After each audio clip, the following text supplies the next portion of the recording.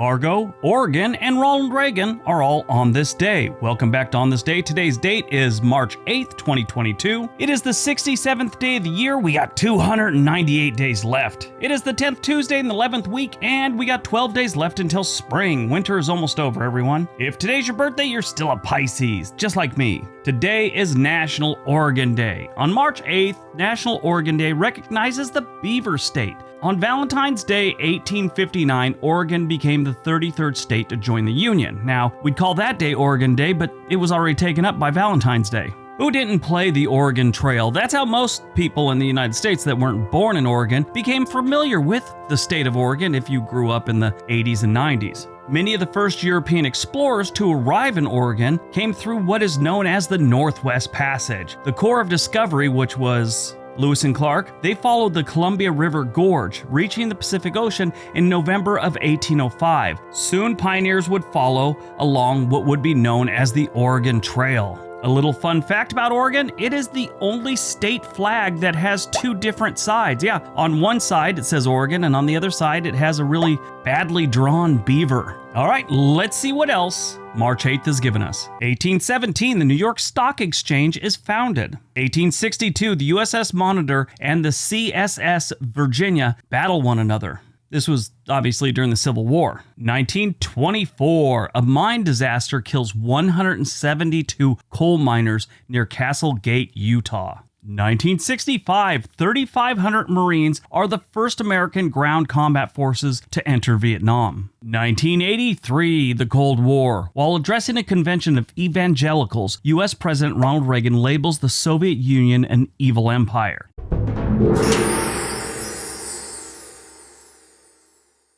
Now, Ronald Reagan basically held the Soviet Union's foot to the fire in a lot of different situations. I mean, there was this evil empire speech, the tear down this wall speech. Every time Ronald Reagan spoke about the Soviet Union, it chipped away at what they were. Ronald Reagan was really good as a pitchman, and what he was selling most of the time was the end of the Soviet Union. Eventually got around to it.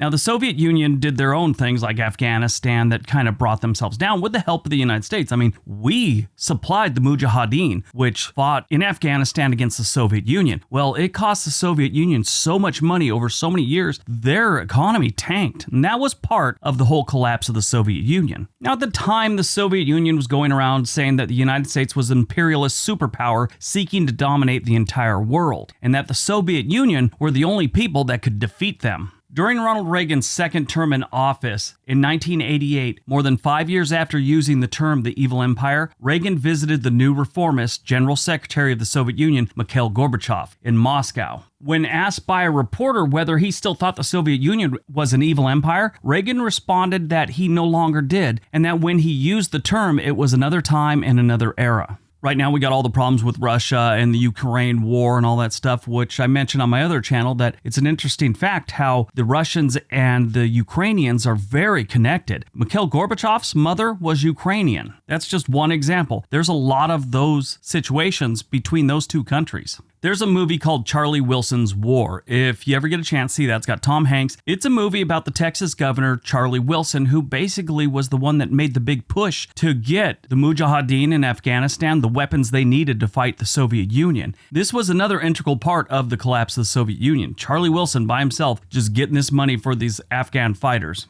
2017, the Azure Window, a natural arch on the Maltese island of Gozo, collapses in stormy weather. 2021, International Women's Day marches in Mexico become violent with 62 police officers and 19 civilians getting injured in Mexico City alone. Now, this march had marches and demonstrations in every state in Mexico, but this was the one that got a little out of hand, I guess.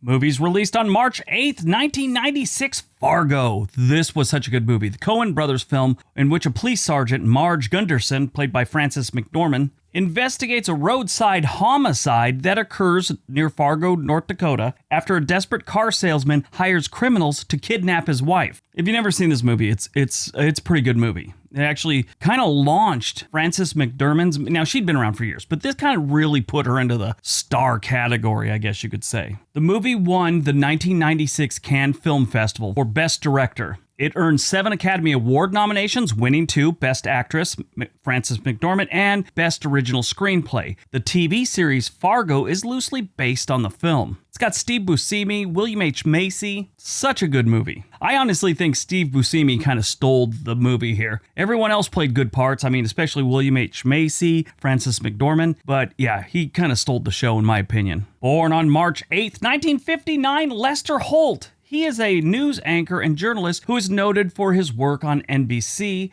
serving as co-anchor on Weekend Today from 2003 to 2015. He became the Dateline NBC anchor in 2011, and in 2015, he became the first African-American to host NBC's nightly news. He actually started out his career as a on-air disc jockey at a radio station. Died on March 8th, 1999. We lost Joe DiMaggio, Yankees Hall of Fame outfielder who was named to 13 All-Star games, won 9 World Series, and named the American League MVP 3 times. His father wanted him to be a fisherman, but he became a ball player instead, and I think it worked out for him. He set the Major League Baseball record with an amazing 56-game hitting streak that many believe will never be broken. He was actually married to Marilyn Monroe for 1 year. He sent roses to Marilyn Monroe's grave weekly for over 20 years.